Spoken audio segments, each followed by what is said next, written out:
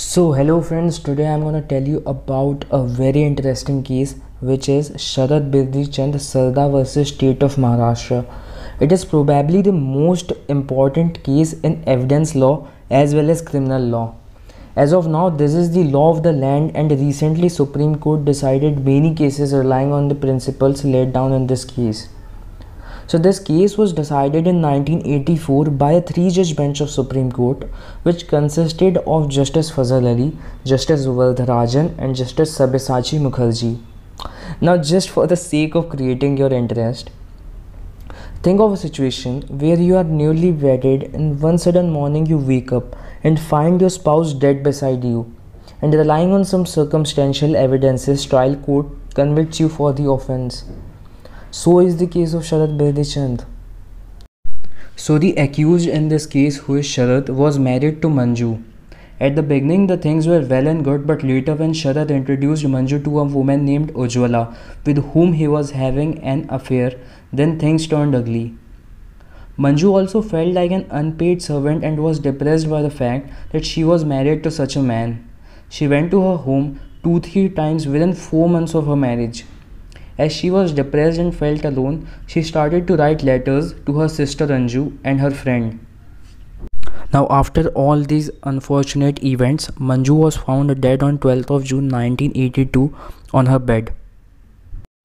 Now, coming on to judgment given by the Supreme Court in this case, so the majority opinion was delivered by Justice Fazal Ali and Justice Vardharajan. However, Justice Sabyasachi Mukherjee gave a concurring opinion. So the story of the prosecution was that as Sharad was having an extramarital affair, therefore he murdered Manju to get rid of her. Prosecution relied on circumstances like Sharad was last seen with Manju before her death. So the last human interaction Manju had before her death was only with Sharad. At the time of the death of Manju, 2 doctors were already present in the apartment where Sharad and Manju lived in. However, Sharad went all the way 11 kilometers to call their family doctor. And the family doctor, who confirmed the death of Manju, revealed in his testimony that Sharad did not have any anxiety or fear when he visited his home on 12th of June 1982. He did not had any feeling of sorrow towards Manju. But most importantly, the prosecution relied on the letters written by Manju to her sister. In the letters, Manju wrote that जब तक संभाल सकती हूँ ठीक है, जब असंभव हो जाएगा तो फिर रास्ता निकालना पड़ेगा, देखेंगे क्या होता है. In all the 3 letters, Manju was telling her sister and friend that how depressed she was and that she was being treated like an unpaid maid in the house. She also mentioned to her friend that she only expected some love from her husband, and by not getting it, she was broken and depressed. In this case, there was no direct evidence at all. So basically, Sharad along with his brother and father was convicted only on the basis of circumstantial evidences. However, it was well-renowned lawyer advocate Ram Jethmalani who was from the side of defense. He argued that this was not the case of murder but suicide. To ascertain this fact, he brought the attention of the court towards the fact that post-mortem report did not contain about any injury at all. Therefore, the poison was not offered forcibly to Manju.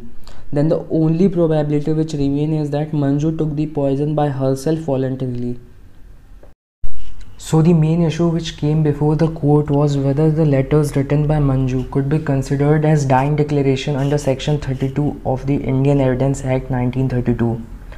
So the court observed as well as held that section 32 is an exception to the rule of hearsay and makes admissible the statement of a person who dies, whether the death is a homicide or a suicide, provided the statement relates to the cause of the death or exhibits circumstances leading to the death. In this respect, as indicated above, the Indian Evidence Act, in view of the peculiar conditions of our society and the diverse nature and character of our people, has thought it necessary to widen the sphere of section 32 to avoid injustice. So basically, the scope of dying declaration is very narrow under the common law. However, Indian courts have given it a very broader meaning due to Indian society and culture. Therefore, the court held that letters written by Manju would be considered as dying declaration under Section 32 of the Indian Evidence Act. So apart from the aspect of law, Supreme Court also observed the letters written by Manju and came to a conclusion that Manju was highly emotional and sensitive woman. She got the shock of her life due to ill treatment by her husband and in-laws, and she found that all her dreams had been shattered to pieces after the marriage, leaving her dejected, depressed and disappointed woman. She had been constantly ill-treated by her in-laws, and her position in the house was nothing but that of an unpaid maid or servant or a laborer. So also the court observed that Manju was a highly secretive woman, because again and again in her letters which were wrote to her sister, she mentioned that please do not mention any of these things to her mother or father. So with regard to circumstantial evidences, the court laid down 5 conditions, which is also known as Panchashil, and the court held that these 5 conditions should be met before convicting any accused in cases of circumstantial evidences. So the first condition is that the circumstances from which the conclusion of guilt is to be drawn should be fully established. Second, the fact so established should be consistent only with the hypothesis of the guilt of the accused. That is to say, they should not be explainable on any other hypothesis except the accused is guilty. Third, the circumstances should be of a conclusive nature and tendency. Fourth, they should exclude every possible hypothesis except the one to be proved. Fifth, that there must be a chain of evidence so complete as not to leave any reasonable ground for the conclusion consistent with the innocence of the accused, and must show that in all human probability the act must have been done by the accused. So ultimately, relying on all these factors, court came to the conclusion that these 5 conditions cannot be fulfilled in this case, as there is a probability that due to sheer frustration and depression, Manju could have committed suicide. So there is a scope that Sharad is innocent. So the court, by allowing the appeal, acquitted Sharad Birdhi Chand from all the charges.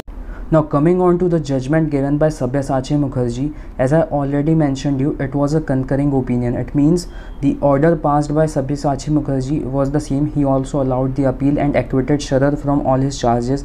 However, he gave a very different opinion of his regarding dying declaration. So Justice Sabyasachi Mukherjee held that whenever the test of proximity of circumstances with the actual occurrence under section 32 subclause 1 is extended beyond the immediate, it should be the exception and must be done with great caution and care.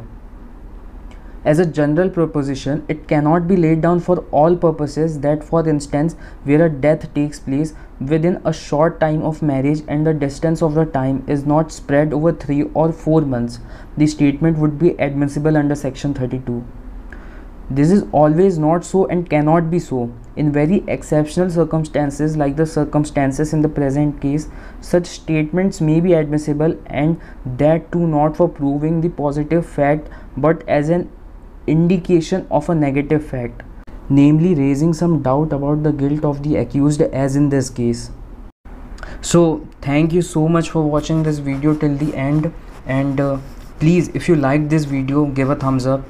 Please subscribe to the channel, and I would be bringing more such videos until the lockdown ends. Thank you so much.